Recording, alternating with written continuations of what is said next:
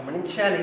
మన ప్రభువైన యేసుక్రీస్తు ప్రభువారు ఈ లోకానికి రావడానికి ముఖ్య ఉద్దేశం ఏంటంటే, సమస్త మానవులను వారి పాపముల నుండి విడిపించి, వారిని పరిశుద్ధులుగా మార్చి, వారిని శ్రేష్టమైన పరలోక రాజ్యానికి అర్హులుగా మార్చడానికి మన ప్రభువైన యేసుక్రీస్తు వారు ఈ లోకానికి వచ్చారండి.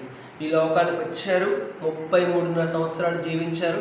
33.5 సంవత్సరాలు జీవించాక సమస్త మానవాళి కొరకు శిలువపై మరణించారు.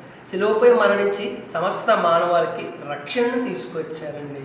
పాపం చేత దేవునికి దూరమైపోయి పరలోక రాజ్యాన్ని పోగొట్టుకున్న మానవునికి మరలా పరలోక రాజ్యాన్ని పొందే అవకాశాన్ని మన ప్రభువైన యేసుక్రీస్తు వారు ఇచ్చారు. చూసారా, ఎంత గొప్ప భాగ్యం, ఎంత గొప్ప త్యాగం, ఎంత గొప్ప కార్యం, ఎంత గొప్ప యాగం మన ప్రభువైన యేసుక్రీస్తు వారు చేశారు.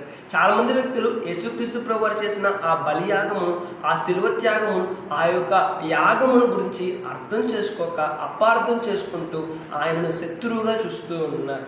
ఎప్పుడైతే యేసుక్రీస్తు ప్రభు మనకు అర్థమవుతారో ఆయనను విడిచిపెట్టి ఉండలేమండి. ఒకసారి ఆలోచించేద్దాం. యేసుక్రీస్తు ప్రభు వారు చేసిన బలియాగము, ఆ శిలువ త్యాగము, ఆ యొక్క గొప్ప త్యాగమును గురించి ఆలోచించేద్దాం. మనకు ఆయన ఇచ్చిన గొప్ప రక్షణను గుర్తిద్దాం, ఆ రక్షణను పొందుకుందాం. రేపటి దినాన శ్రేష్టమైన పరలోక రాజ్యాన్ని పొందుకుందాం. May god bless you.